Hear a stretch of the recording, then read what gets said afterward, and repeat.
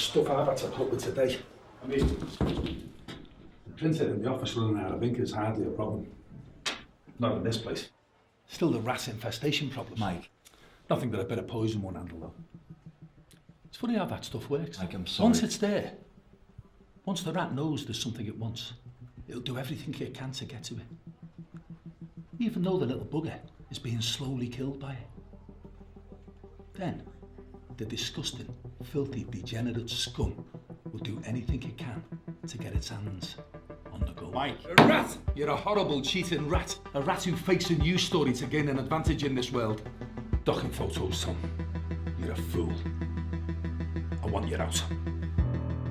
Mike, no. Just let it die down. Let it fly over. Fly over? I've got freaks down at the BBC calling for my head for letting this go out on air. You're through. There's nothing here for you. There's nothing in journalism for you. You're sacked. Mike, I need this. I took you on when you were knee-high, and you've been nothing but a desperate waste of air since that moment. You need to leave. Don't care where. Just go.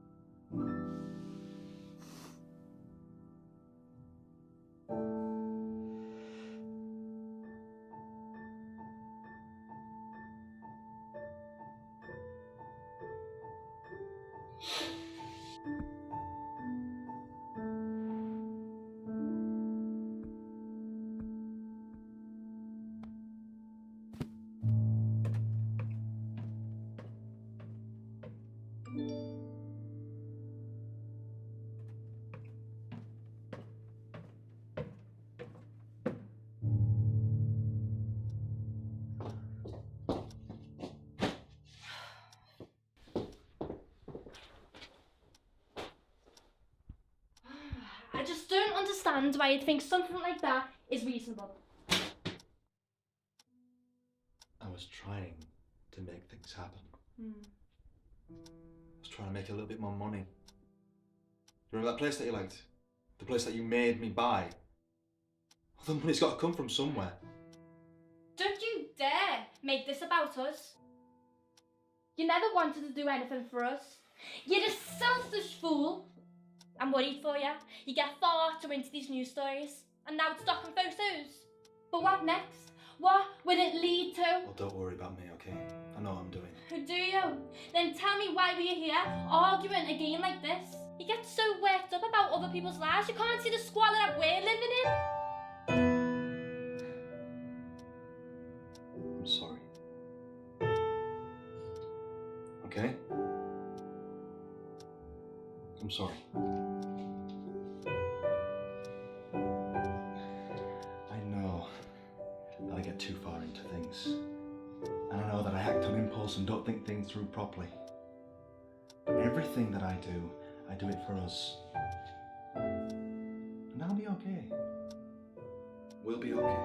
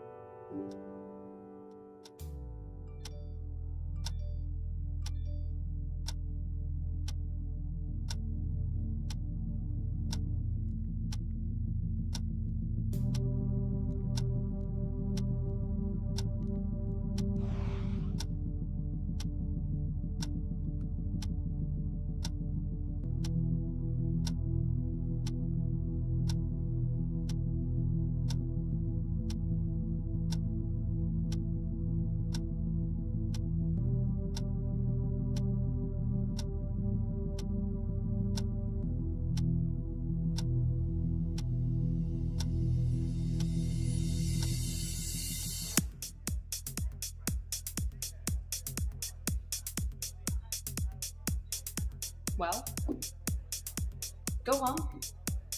Blame me for everything. Get it out your system. That would be too easy.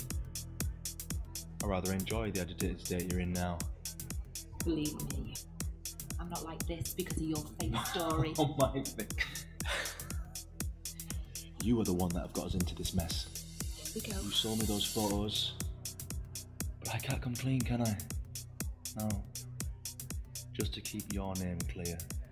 You didn't have to take them, but you were too desperate not to. And it's funny, isn't it?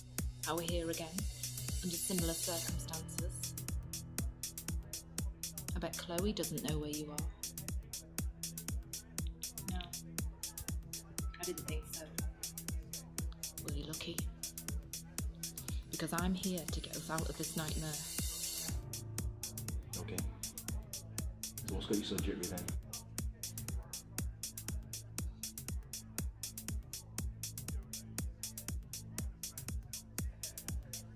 Last week, a consultant named Matthew Rowlands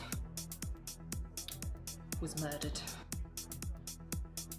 Everybody knows who did it.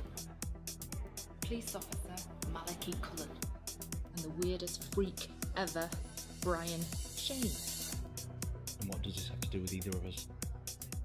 Matthew was my husband, a consultant to Shane's deadly aneurysm, which is slowly killing him. When Matthew found out that they were planning an elaborate heist to steal 300 gallons of liquid nitrogen, Matthew was burnt head to toe. Police officer Cullen and Shane were released, and the coroner ruled that the injuries sustained by Matthew were mysteriously within his own body. Now neither of them can be found, but I know that scum Shane did it.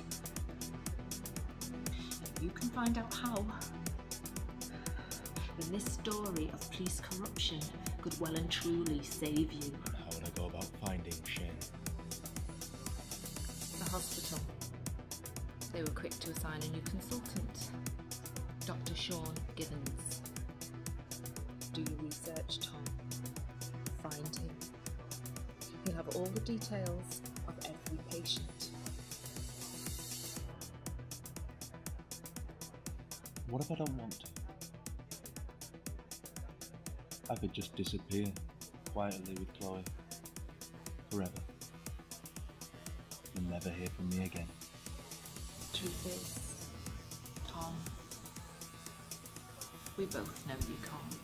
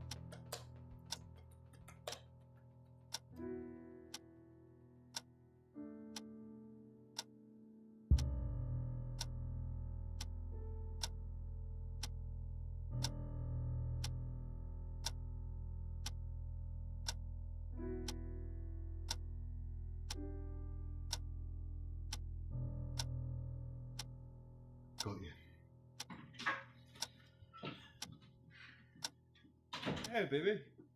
How are you feeling? Whose laptop is that?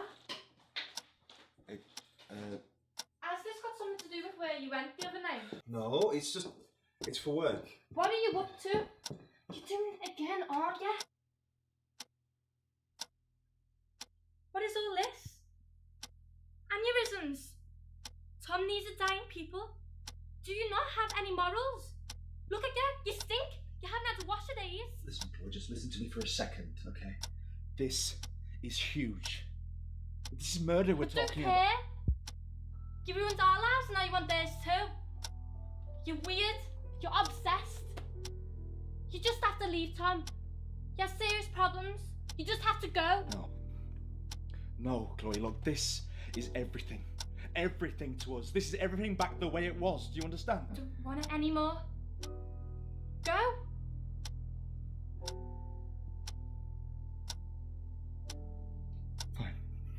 Fine. But you're making a mistake.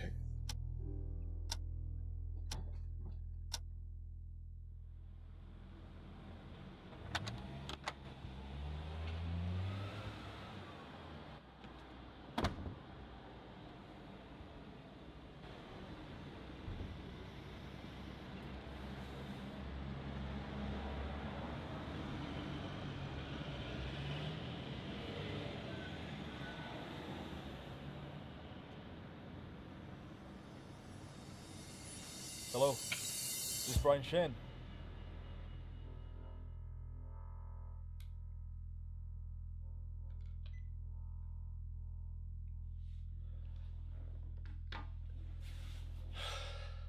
Okay.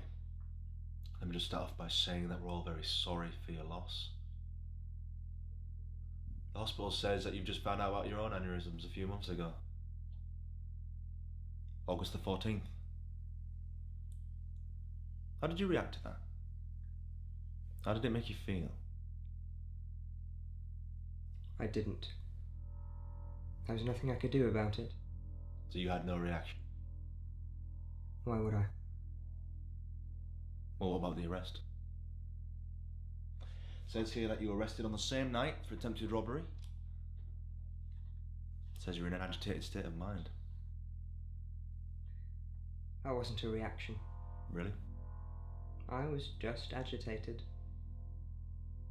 So why were you trying to steal liquid nitrogen then? I had my reasons. I'm sure you did. You care to explain?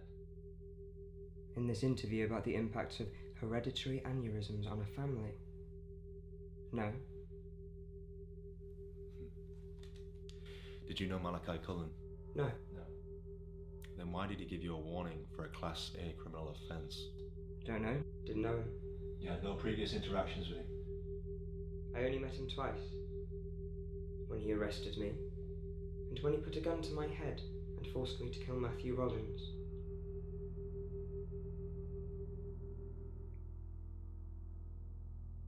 What? Malachi Cullen forced you to kill Matthew Rollins? Oh no, I killed him. He just put a gun to my head and asked me to put the fear of God into him. I did. That's why you're here, isn't it? About Matthew Rollins. You killed him? Yes, are we going round in circles here, or is the fear of God part not enough? If you didn't know Malachi Cullen, then why help? Why did he come to you to kill him? I told him in the interview I could. Guess we didn't really know until I did. Did what? I took away all the nitrogen from around him and made his lungs combust. You killed him just to see if you could? And you're okay with that? He's dead now. Not much I can do about it. No sense in dwelling on, is there? Prove it. Oh, we're in a very small room. I can't control it that well. Gas travels too fast. I could light that up, and it could pop up there. Unless it's in a controlled area. Like, say, your lungs. How would you do that then? I built a device that can separate oxygen from nitrogen remotely, then ignite it. So a demonstration then? Why? Well, if you can do what you say you can do, then why not show the world? Nobody is going to remember you for inventing a remote lighter. And no offence, but you are a time bomb, aren't you? You could die at any minute with the aneurysm. Why not make your mark? You want a demonstration? I mean, you really are Prometheus right now. Bring fire to the world.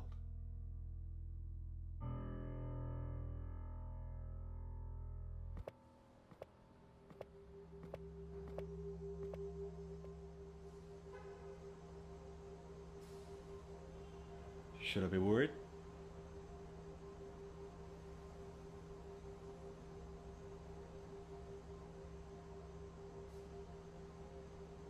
And as you gaze long into the abyss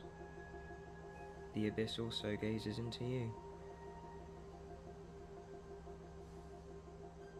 Do you want that written on your epitaph?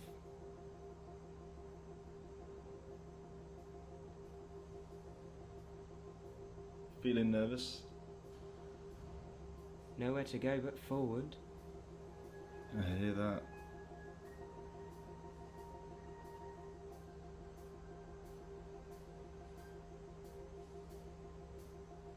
So tell me, let's say that you succeed here. What are you going to do after? Hold the entire world for ransom, or just become some arbitrary magnifying glass god? Now what's worse? The fact that you don't care whether I succeed or not? Or the fact that you want me to succeed?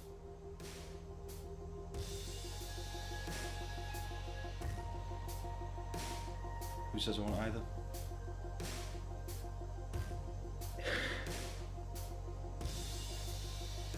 I'm sorry, he just hit me. 78% of all first-time murder accomplices suffer from guilt. Malachi was the accomplice.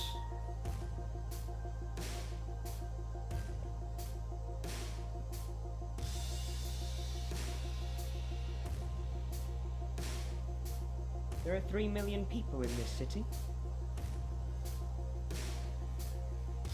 You'll get used to it.